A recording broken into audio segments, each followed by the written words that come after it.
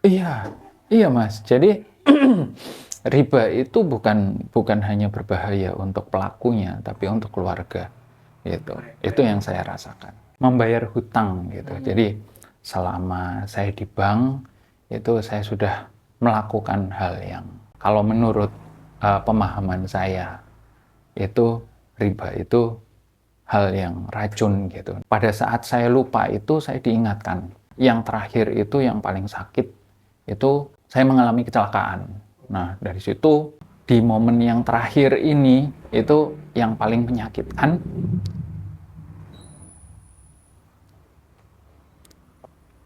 karena pada saat itu saya bersama keluarga gitu. Jadi bawa mobil ke mau saya pengen ajak keluarga saya untuk wisata gitu. Tiba-tiba crash kecelakaan gitu. Itu yang benar-benar bikin gitu. Jadi di posisi itu saya iya, mungkin ini teguran dari Allah untuk mengingatkan saya lagi apa tujuan utama saya. Saya nggak boleh di sini.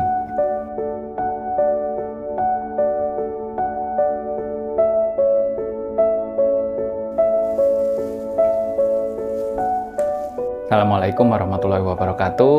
Perkenalkan, saya Arif Andrianto. Saya adalah owner di eh, Camilan Boksi dan Dapur Aisyah. Ini jualan frozen food. Kami produsen frozen food dan produsen camilan. Salah satunya keripik Samiler. Jadi flashback dulu saya adalah pegawai salah satu bank BUMN di Indonesia dan posisi terakhirnya itu sebagai manajer gitu kan. Kenapa saya memutuskan untuk resign dari perusahaan itu yang gajinya gede gitu, posisinya juga sudah enak gitu. Lebih ke sebenarnya itu adalah proses. Jadi proses selama kurang lebih 10 tahun, lebih hampir 12 tahun saya berproses. Di awal itu saya ke-trigger dari salah satu rekan senior, rekan kerja saya, dia memutuskan resign di posisinya sebagai officer yang pada saat itu gajinya sudah gede.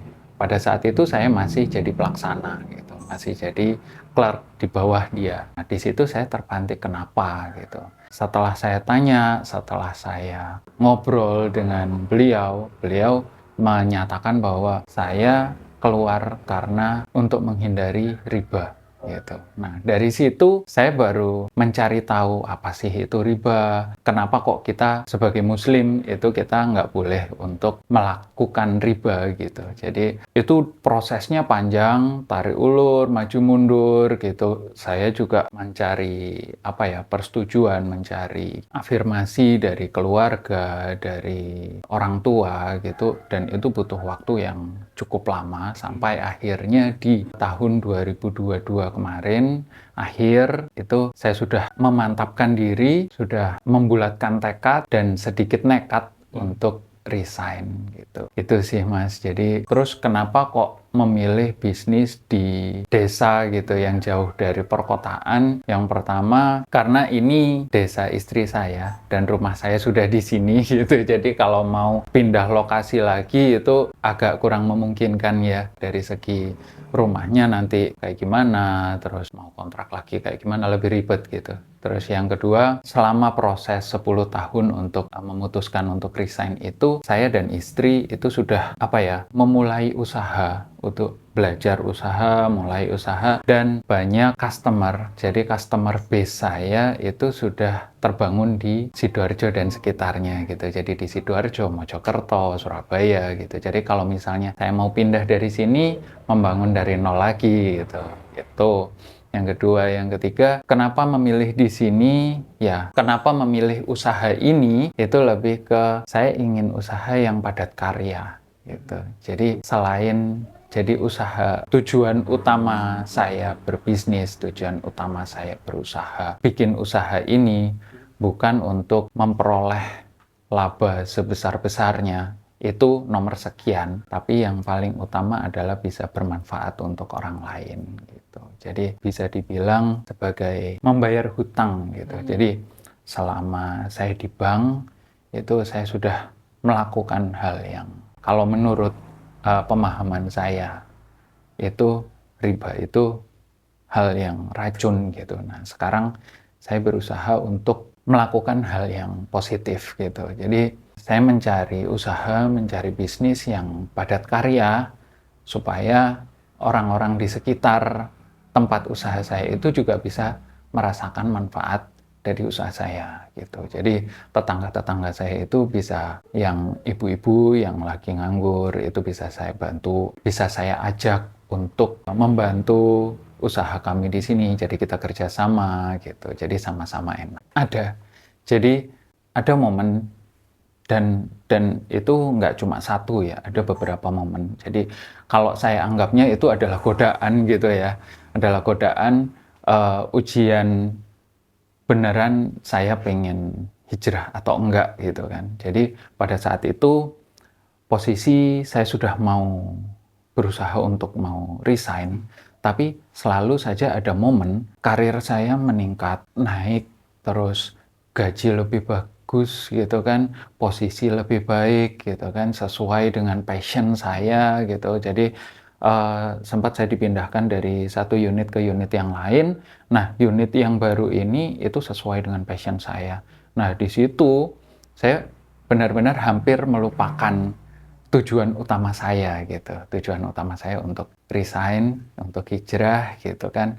Itu sudah hampir lupa karena sudah berada di zona nyaman itu gitu. Jadi dengan job desk yang enak, dengan rekan kerja yang helpful, terus gaji yang lumayan bagus gitu. Itu bikin saya hampir lupa gitu. Bahkan waktu itu saya tujuan utama saya pindah dari saya mau resign jadi saya mau jadi posisi ini gitu. Saya mau mengejar posisi ini gitu. Nah, terus kenapa kok nggak jadi, terus malah jadi resign? Itu kalau menurut saya sendiri itu karena saya alhamdulillah masih ditegur oleh Allah. Pada saat saya lupa itu saya diingatkan. Diingatkannya beberapa kali, dan yang terakhir itu yang paling sakit itu saya mengalami kecelakaan. Nah, dari situ sebelumnya udah banyak momen gitu kan. Mungkin itu adalah teguran dari Allah. Tapi di momen yang terakhir ini itu yang paling menyakitkan.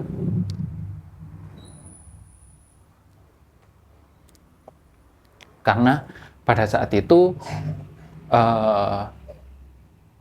saya bersama keluarga gitu. Jadi bawa mobil saya pengen ajak keluarga saya untuk wisata gitu, tiba-tiba crash, kecelakaan gitu. Itu yang benar-benar bikin itu. Jadi di posisi itu saya iya, mungkin ini teguran dari Allah untuk mengingatkan saya lagi apa tujuan utama saya. Saya nggak boleh di sini gitu. Gitu. Memang ada turning point yang mana ternyata riba itu tidak hanya berbahaya dari segi apa ya, maupun juga ternyata safety keluarga juga. Iya Mas. Jadi riba itu bukan hanya berbahaya untuk pelakunya, tapi untuk keluarga. Gitu.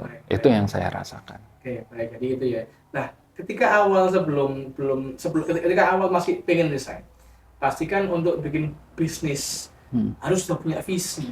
Ketika masih godok, aku pengen sana, itu apa wes jelas? Oh, aku mau bikin ini, tak bikin gini, konsepnya begini, ataukah wes ngalir aja? Enggak, jadi karena saya nggak punya background bisnis sama sekali, saya nggak punya background wirausaha sama sekali, dan keluarga saya juga enggak. Ibu saya guru gitu kan, istri juga nggak ada, orang tuanya istri itu adalah pegawai pabrik gitu kan. Kami berdua, saya sama istri itu sama-sama nggak ada background untuk bisnis gitu. Jadi ya dengan modal yakin, dengan modal nekat ya. Nekat itu yang penting yakin lah, yakin bahwa Allah itu pasti akan menolong setiap hambanya yang ingin menuju kebaikan. Itu yang paling kami pegang. Apapun yang kami lakukan udah yakin aja gitu. Dan selama prosesnya itu ya kami sambil belajar gitu. Jadi membuka bisnis ini nggak langsung buka, langsung jadi seperti ini, nggak juga sih Mas. Jadi waktu itu kami mencoba beberapa model. Yang pertama kami coba bisnis itu jualan baju. Jualan baju gagal gitu kan. Terus nggak laku gitu. Terus yang kedua jualan bikin kerajinan clay gitu. Itu sempat jalan terus berhenti pada saat istri saya mau melahirkan gitu. Istri saya mau melahirkan, udah hamil besar, udah nggak memungkinkan untuk produksi, ya udah berhenti. Setelah itu mau dimulai lagi, udah kayaknya momennya udah nggak ada gitu. Jadi terus setelah itu ya udah mau bisnis apa ini gitu, ya bisnis yang sesuai passion aja gitu. Passionnya istri saya waktu itu bikin kue gitu. Kenapa selalu istri, passion istri, kenapa bukan passion saya? Karena pada saat itu yang menjalankan istri gitu. Saya masih aktif dinas gitu. Jadi saya nggak punya waktu untuk ini, saya punya waktunya cuma malam hari pada saat pulang itu aja. Jadi yang full handle itu istri. Saya cuma jadi istilahnya penasihat lah ya. Cuma jadi itu. Jadi istri passionnya apa gitu, ya udah gitu. Passionnya bikin kue, ya udah bikin kue aja. Iya, iya. Jadi nggak dipungkiri ya, meskipun dalam bank itu ada ribanya, tapi saya sendiri secara pribadi nggak membenci bahwa bank itu nggak boleh gitu, nggak.